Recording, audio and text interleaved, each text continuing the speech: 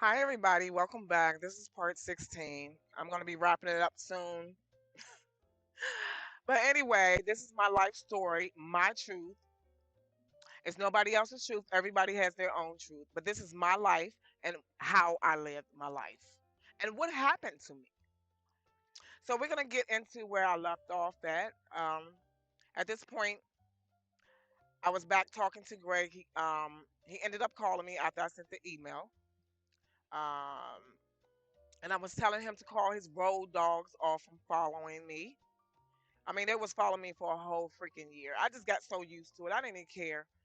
I knew who they were. I didn't know their names, but I knew their faces. So I just knew for some reason they were following. They would follow me for a reason. I didn't know why. But when he told me on the phone that he didn't have anybody following me, and I told him do not call me back anymore, and he was begging me to call him. So I hung up the phone and I went to work. And I was like, when I got off the work, I'm not calling him. He kept calling and calling and calling and calling and calling. I would ignore it. But every time I came back into PG County, it's like it got worse. I don't have those two guys just following me. I have six people following me. Y'all gonna think I'm going crazy. I'm serious. When you keep seeing the same people over and over everywhere you go, you're gonna look and be like, why I keep seeing these same people everywhere I go? Every time I turn around, it's the same people. And when you look at them, they turn around like they don't even see you. And then when I go somewhere, I test it to see if they're gonna come out after when I come out. It's like they follow me like they some bodyguards. I mean, I got six bodyguards following me. That's how I looked at it. I said, well, if I'm gonna have six bodyguards following me, then I feel safe because they wouldn't say anything to me. But I was literally getting frustrated. I'm like, look now, I already told Greg to call them off. Now it got worse. First it was two, now it's six. So I remember talking to my mother, telling her everything that's going on, and she was like, Bridget, just pray, just pray. God gonna fix it. Just pray. I always told my mother everything that was going on. I'd be like, Mom, they following me again. I mean, I would call her every day. They follow me. They follow me. And she like, Bridget, just pray. Just pray. I was like, oh my God. But anyway, I said, you know what? I'm changing my number again.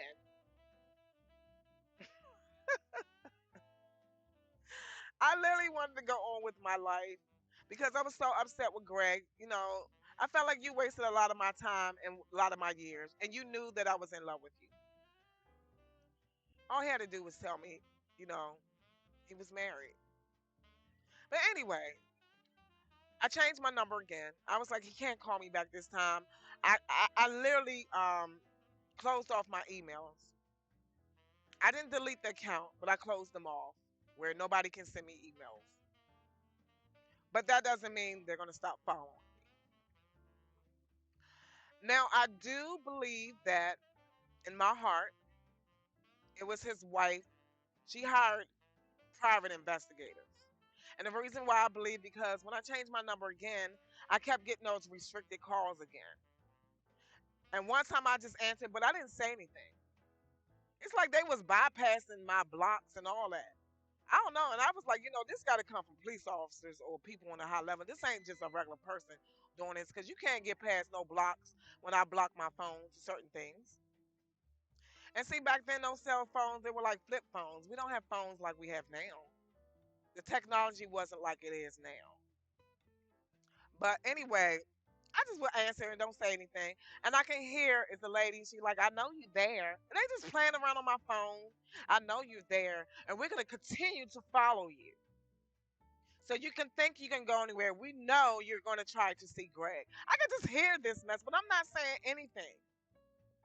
And then I just hang up. When they call, if I ain't doing nothing, I'll answer and just listen to this mess. Why are you seeing Greg? Do you know we know what you're doing? I mean, they're just talking like somebody on the phone talking to them. I'm not saying one word.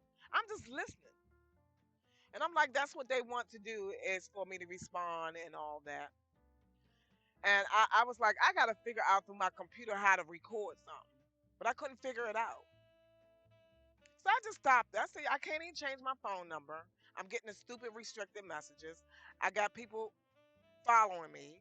I'm just like tired of this. So you know what? I went to Raymond and I was like, you know what? I'm gonna have to tell him that we're gonna have to take a pause right now because I'm gonna make a decision. My kids are getting ready to graduate from high school. I'm going to stay here until they both have graduated from high school. I'm going to stay in Maryland. I'm just not going to come back to PG County a lot. I'll come back to pay my rent and may get some clothes from time to time, but I'll make sure he comes with me. So Raymond was like, "Yeah, you can just stay with me, you know." But I didn't get into what was going on with him. I didn't want to interrupt his world, and he got worried about me because I can straighten this out. I already knew once I was in Baltimore County, none of this was happening. So Rain was like, "Why don't you just come on, just stay?" I was like, "Yeah, I'm gonna stay," and I enjoy staying. I really did. So we were dating, but I knew that this is not where I want to be forever, you know. And then I started getting on Raymond after some time about, look, you know, it's been a year or so. Uh, what do you want to do? And he was like, I don't know yet. I don't know. You got. He wanted me to wait on him until he make his plans about, because you know he worked from state to state, so he didn't want to be in that position, leaving me all the time. And I was like, I'm used to it anyway. So what do you want to do? Because if you don't tell me what you're going to want to do, I'm getting ready to make some moves in my life once my kids graduate from high school. And he said, "What's that?" He said, "I'm going to be moving. I'm planning on moving to North Carolina. I'm going to tell my dad to come get me." And he said, "You know what? That's great because you know I'm getting ready to take that job out in Charlotte, North Carolina." I said, "Really?" He said, "Yes, I'm gonna take it out there and maybe we can." He said, "But it's gonna be about 6 months from now. I ain't moving right now." I said, "Well, it's getting ready to go into the school year where the kids are getting ready to graduate. Once they graduate, I'm gonna make sure that my son, you know, he can go to college. My daughter's with her father. She's older than my son, so she was already going to Indiana anyway to, you know, start her college career." So I said, "You know what? That's my plan. Once my son is done, I'm leaving the state of Maryland." So he already knew my plans, and we promised each other we're gonna move on with our lives and try to reconnect in 6 months. I got on the phone. My mother answered the phone when I called, and I said, "Mom, can I speak to Daddy?" She was like, "Yeah." And my father got on the phone. I said, "Dad, I want to leave Maryland." He said, "Really?" I said, "Yes, I'm tired of Maryland. I just want to start a new life." He said, "You know, you can come down here. We'll help you get on your feet and all that stuff." I said, "That's really what I want to do, but I really need to move my stuff, and y'all can have it. I just want to start over somewhere else. I just want to leave Maryland behind." And I'm gonna tell you right now, when my father came and got me and everything I had, and I moved to North Carolina to stay with them for about 6 months, I stayed with them. Do you know a burden again? That same burden that left me when I left my ex-husband left me again. I'm telling you, you'll be surprised how when you're unhappy or things are going on in your life, how it becomes a part of you and it becomes a burden. But it left me that day. And again, I had my peace. I was like, you know what? When I get to North Carolina, I'm going to do everything that God tells me to do. Because he's been hanging along with me the whole journey. And I thank him every day because all I had to do was listen. That's all. I just went around the merry-go-round for no reason.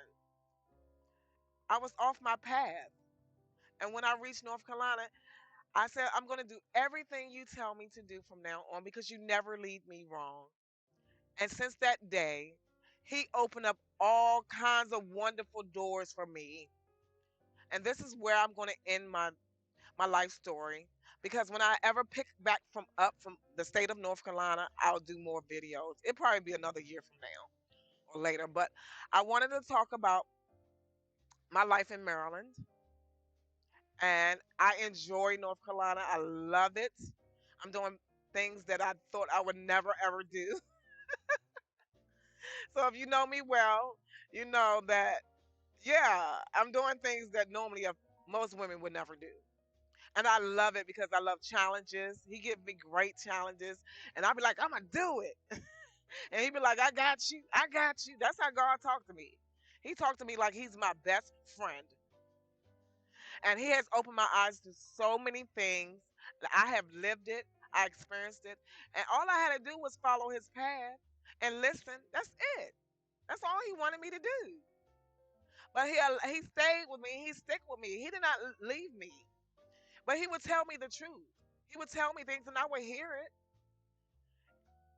So I just want to end this right here and tell you all that God is good. No matter what you go through in your life, we all have a life story. But don't forget to always put God first every day, no matter what you do, okay? Because he's just like you and me. He's the image of we're the image of him.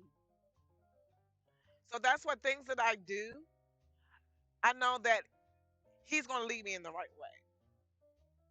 But I love you all, and I want to end the video right here because this is my life story, and this is the reason why I moved from Maryland. All right? And everything is great, wonderful. Of course, I'm going to have more trials and tribulations in my life. That's something we all are going to have. But you have to know when you have a best friend in God, you'll be able to live your life and live your journey because you have a journey. There is a path for you. I found my path and I love it. I thank him every day. A lot of things I don't tell people, including my parents, because I know at the end of the day, end of the road, no matter what happens, the man above got my back. He has my back. He tells me every day, no matter what I go through. So I'm going to leave you all with my story and enjoy. Sorry it took me so many parts, and it's only because Facebook don't allow you to upload very long videos like YouTube does. And I don't want to leave it on YouTube. I want to leave it on Facebook because everybody that know of me can actually come by and see it. Love you all. I really, really do. And hopefully this have helped someone. And if it hasn't, this is my life story and my truth. Take care. Bye. The end.